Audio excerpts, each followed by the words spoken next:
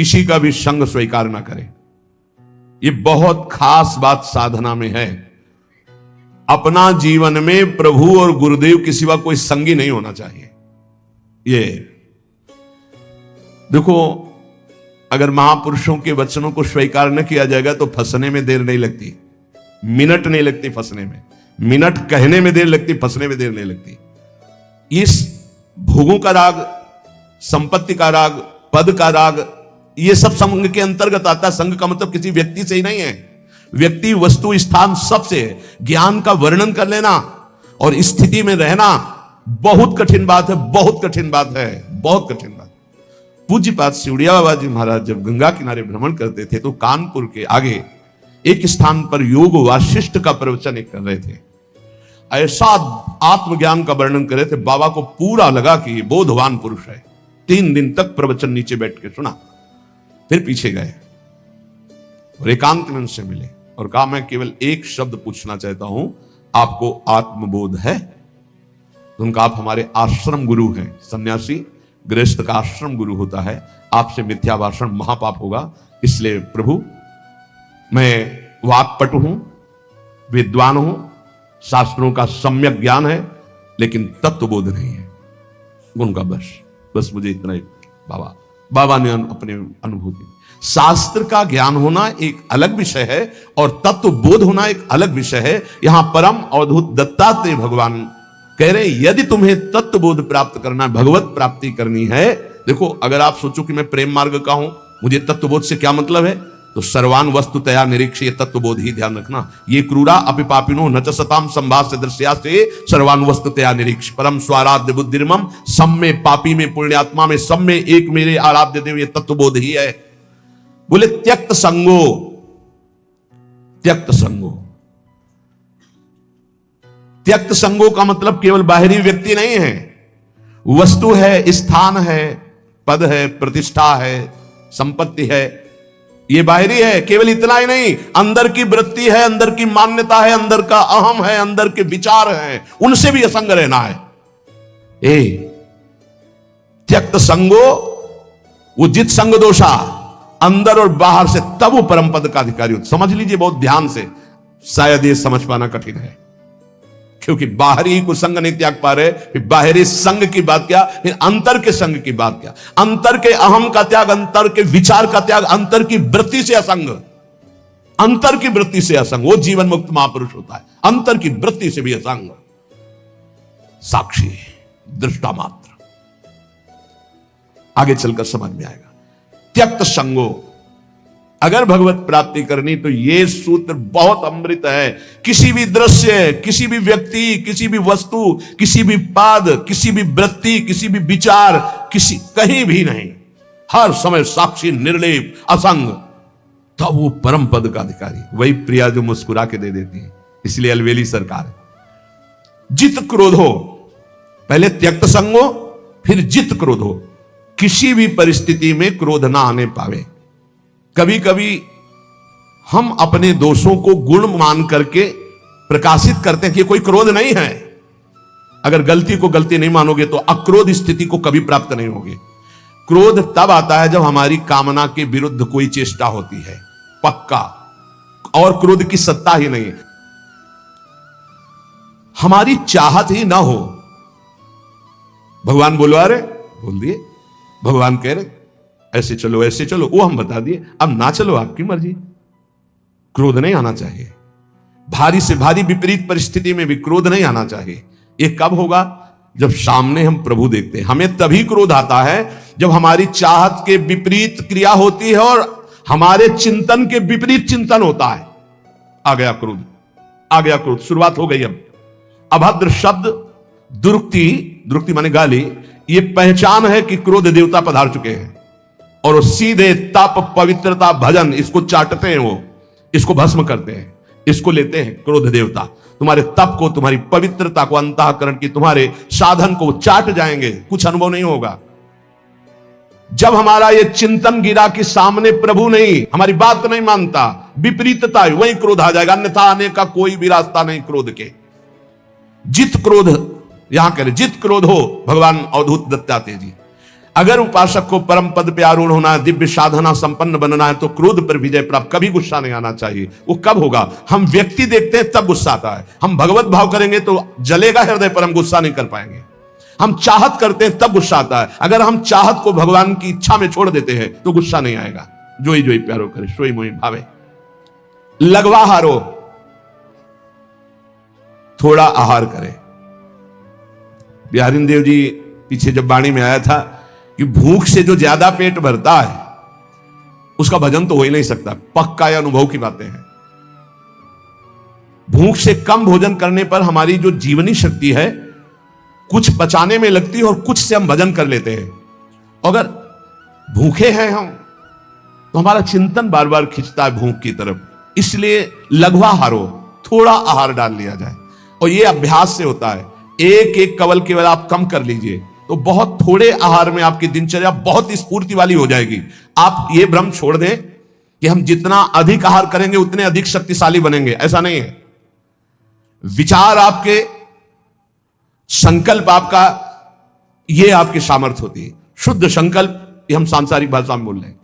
शुद्ध संकल्प, शुद्ध विचार, पवित्रता, जितेंद्रियता, लघुआहार, आप महान बलशाली हो जाएंगे पक्का। देखो, संकल्प रहित होकर देखो, भगवद आश्रित होकर देखो, और अपार सामर्थ्य। शुद्ध संकल्प का कितना बड़ा चमत्कार है कि आप नहीं समझ पाएंगे, कि विश्वास ही नहीं कर पाएंगे। अगस्त जी ने संकल्प किया और ऐसे समुद्र को पी गए, पूरे समुद्र को। आप विश्वास नहीं कर पाएंगे कि समुद्र को पी गए अगस्त जी महाराज। महान तप निधि, संकल्प किया और पी गए समुद्र को। यह संकल्प की ताकत। भोजन से इस पांच भौतिक शरीर का पोषण होता है और धीरे धीरे हम शरीर से अपने को अलग करने के लिए साधना कर रहे हैं। तो लघवा हारो, थोड़ा आहार चाहिए। हमारा दिमाग क्या सिखाता है? बर्बाद काहे को करोगे? अब कितना रह गया? 2 लड्डू रह गए हैं, 1 कटोरी खीर है। वैसे तो नहीं है, पर बर्बाद नहीं होना चाहिए। अन्न है, ये बर्बाद, श्वास बर्बाद हो जानी चाहिए। अरे दूसरा कोई खा लेगा, कोई और जीव पालेगा। आप थोड़ा भजन के लिए जगह बनाए रखो। अगर आपने परुषा लिया है तो किसी और जीव को पवा देना। सब अपने गुरु भाई ही हैं, हम एक ही प्रभु के बच्चा हैं। पोशाकें अलग अलग हैं। अरे किसी के स्वान की पोशाक है, किसी के सूकर की पोशाक है, किसी की कृमि की, लेकिन हम हैं सब एक ही भाई, परमात्मा अंश हैं, हम सब एक ही हैं। अंश वही है, पोशाकें अलग अलग है, वो पालेंगे। हम भजन के लिए उतने ही पुरुष हुआ, उतने ही पावे जिससे भजन। ये आप बैठा लीजिए, खाते खाते मर जाओगे लेकिन खाने की आदत नहीं खत्म होगी। इसको संयम में लाओ। पहला कहा है त्यक्त संगो, दूसरा कहा है जित क्रोधो, तीसरा कहा है लघवा हारो। यदि भगवत प्राप्ति करनी है, दिव्यता लानी है, भजन का चमत्कार अंदर प्रकट करना है कि काम क्रोध लोभ मोह मद मत्सर ये सब भस्म हो रहे हैं, तो लघवा हारो। आहार पाने के बाद फिर ऐसे तुरंत बैठ सकते हो, ऐसा आहार पाइए कि अगर आपको तुरंत बैठना पड़े तो आपको वजन न लगे कि पेट में वजन है। ये जितना आप चिकने पदार्थ, जितने आप स्वादिष्ट पदार्थ समझ रहे हैं, ये स्वाद नहीं है। वास्तविक स्वाद तो राधा नाम सुधा रसम रसी, तुम रोम रोम आपका झंकृत हो जाएगा जिस दिन राधा नाम। बोले हमें तो स्वाद नहीं मिलता, तो जिसका पित्त बढ़ जाता मिश्री कड़वी लगती है। अगर अनुपान से दवा रूप में वही लिया जाए तो जब पित्त नष्ट होगा तो मिश्री मीठी लगने लगे। तो राधा नाम सुधा अमृत है, ये अमृत रस है। आचार्यों ने, महापुरुषों ने, स्वयं हरि ने इसका पान किया है, वही आपको मिल रहा है। आपकी जबान खराब हो चुकी भोगों में, थोड़ा भोजन कीजिए, बड़ा पावर मिलता है। आप उपवास के दिन देखना भजन में बहुत मन लगेगा थोड़ा पाने पर। तो वैसे ही आप रोज उपवास कर सकते हो। 1 रोटी पाओ, 2 रोटी पाओ, थोड़ी दाल ले ली, थोड़ी सब्जी ले ली, जितने से ऐसे थोड़ा लगा बस। इतना दिमाग विचित्र है कि हर बार फंसाता है यही कि बर्बाद नहीं होना चाहिए, ये जाना चाहिए, अंदर जाना चाहिए। बस जहां यहां से गया तो बस फिर उसके पचाने में पूरा दिमाग लगा, भजन में तो लगा नहीं। इसलिए प्रार्थना है इस आसक्ति से बचो, भोजन की आसक्ति से। अच्छे पदार्थ जो सृष्टि में कहे जाते हैं उनको थोड़ा लीजिए, और जो रूखे सूखे कहे जाते हैं उनसे पेट भरिए और खूब भजन कीजिए। आगे कह रहे जितेंद्रिय, अपने आप जितेंद्रिय हो जाएंगे। शरीर एक रथ है, बुद्धि इस रथ को चलाने वाला सारथी है, बैठने वाला जीवात्मा है, मन लगाम है, इंद्रियां घोड़े हैं, विचरने की जगह विषय भोग है। ये घोड़े विषय भोग का चारा चरने के लिए जाएंगे। अगर मन रूपी लगाम को बुद्धि रूपी सारथी ने ठीक से खींचा नहीं तो ये खंडक में गिरा देंगे।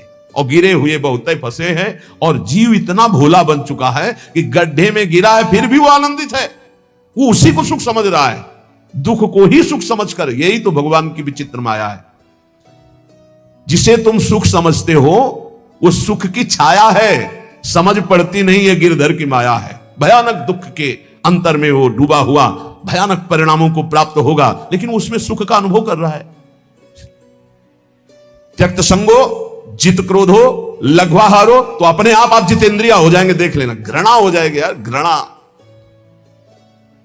कौन सा ऐसा सुख है जो घृणा के योग्य ना हो?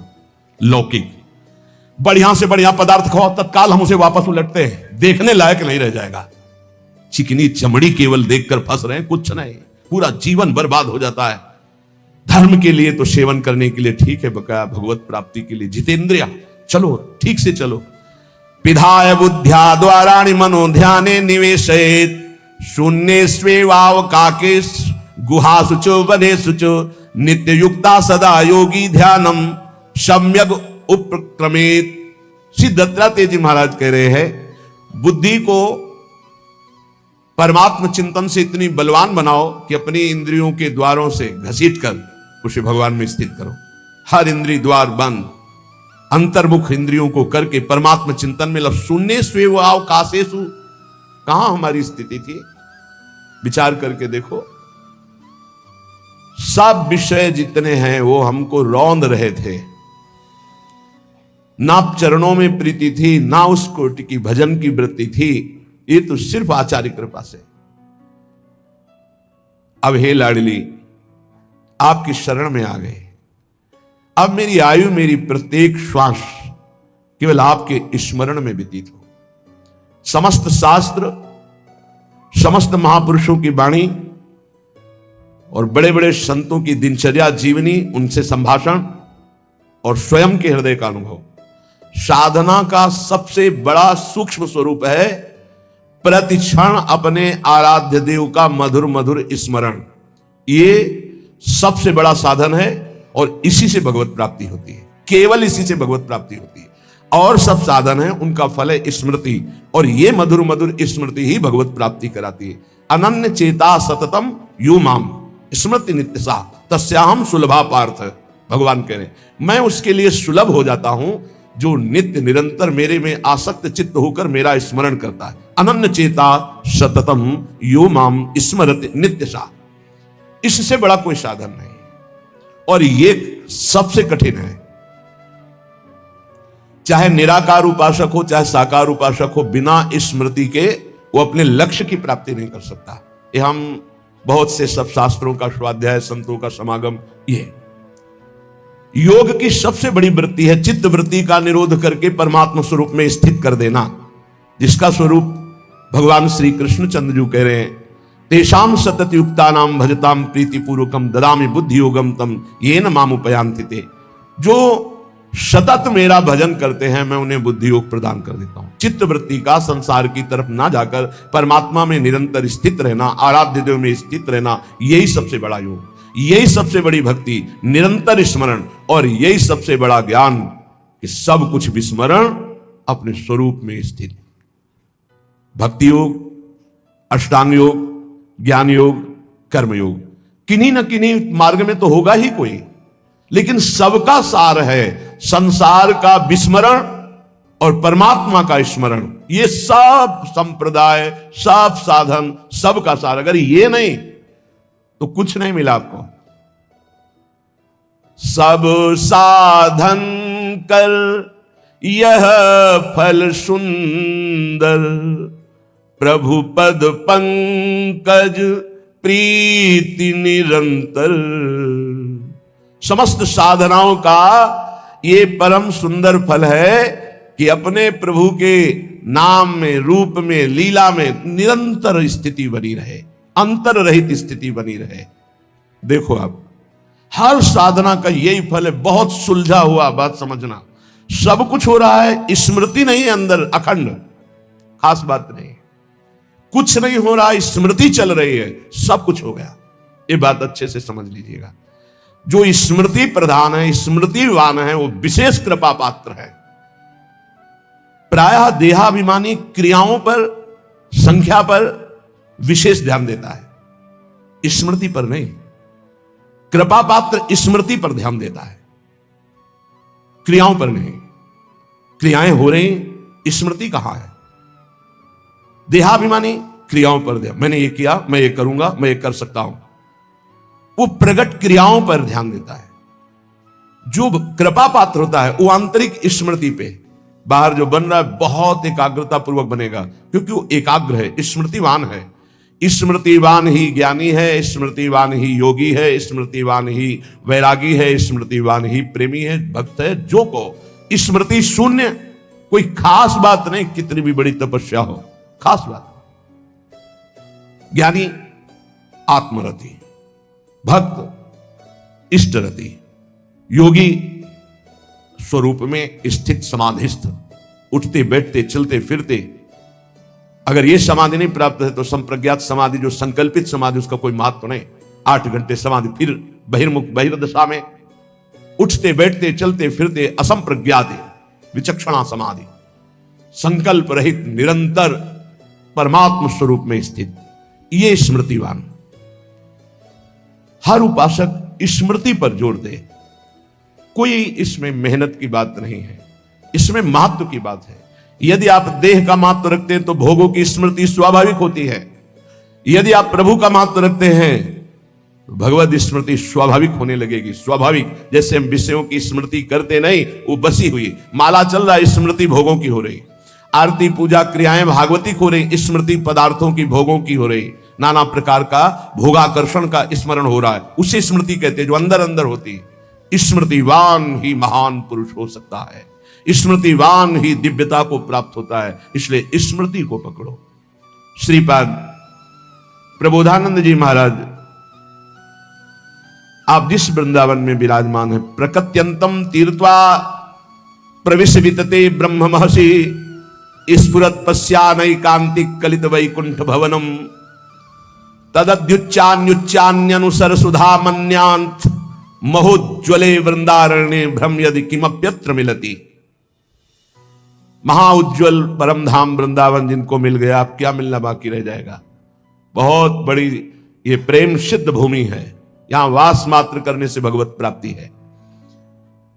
संपूर्ण प्रकृति, स्थूल सूक्ष्म कारण, इसका जो उल्लंघन कर जाते हैं वो ब्रह्म ज्योति में प्रवेश करते हैं।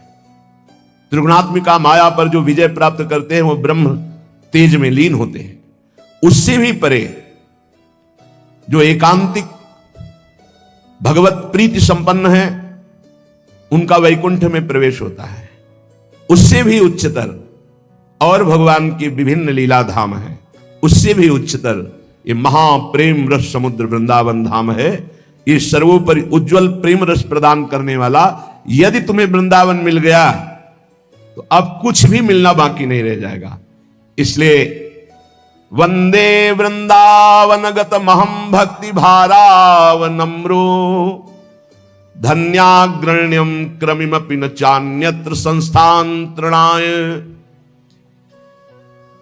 मैं वृंदावन की कृपा से वृंदावन की महिमा को जितना जान रहा हूं, श्रीपाद कह रहे हैं यहां के किसी भी जीव का अपमान मत करना। अब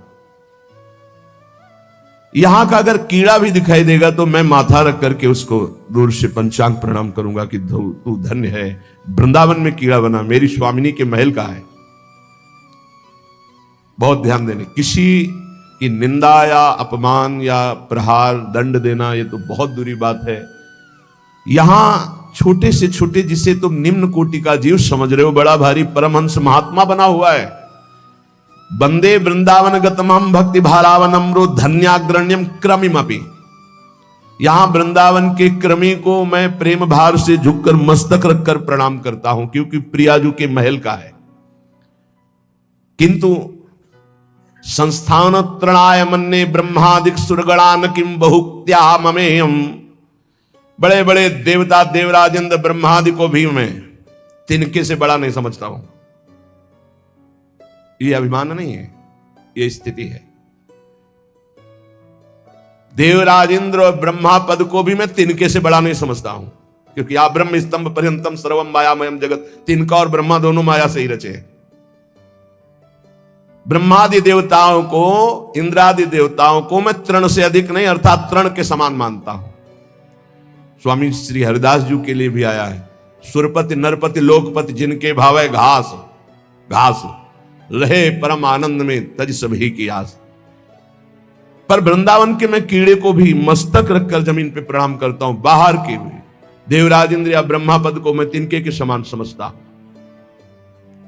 ऐसा आया है रसिकों के लिए, सात गांठ कौपीन में इंद्र बापुरो कौन, बेचारा इंद्र उनके सामने क्या, किनके सामने, बोले जिनकी लंगोटी भी 7 जगह से सिली हुई या गांठ लगी हुई है, सही लंगोटी भी नहीं है, पर प्रिया प्रीतम के अनुराग में तो बोले इंद्र बापुरो कौन, बेचारा इंद्र क्या है उनके सामने।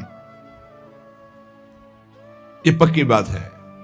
जो अपने आराध्य देव की प्रीति को प्राप्त हो गया है उसके सामने कुछ नहीं है, कोई पद नहीं।